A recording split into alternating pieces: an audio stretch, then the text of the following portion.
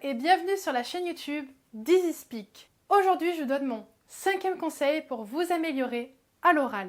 Ne négligez pas votre prononciation et votre accent.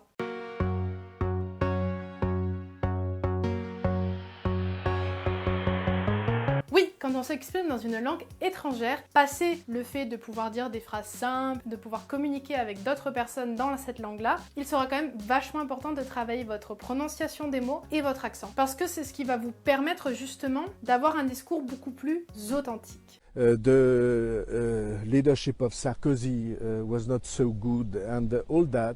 You were right. Bien sûr, il est très difficile d'avoir un accent parfait ou une prononciation parfaite, à moins de passer pas mal de temps dans le pays, justement de la langue cible. Je dirais une bonne dizaine d'années quand même. Mais pas de panique, vous avez d'autres moyens d'améliorer votre prononciation et votre accent, ne vous inquiétez pas. Déjà, ce qui est important, c'est de repérer les sons qui diffèrent de la langue que vous apprenez et de votre langue maternelle, ici en l'occurrence le français. N'hésitez pas à identifier les sons surtout qui vous posent le plus problème et sur lesquels il va falloir que vous travailliez un petit peu plus. Parce que oui, vous verrez que la plupart du temps, d'une langue à l'autre, vous n'avez pas exactement les mêmes sons. Il y a des sons qui existent dans une langue et pas dans une autre, et vous n'avez pas la même prononciation non plus. Pour ne citer que, par exemple en anglais, vous avez ce fameux TH. Vous savez, quand il faut mettre la langue derrière les dents comme ça, et que vous ressemblez à rien au début et vous êtes obligé d'essayer de pratiquer ça le plus possible. Pour le son the, vous devez placer la langue comme cela. Elle dépasse légèrement de la bouche, frottant tout doucement les incisives et vous soufflez the. Very well.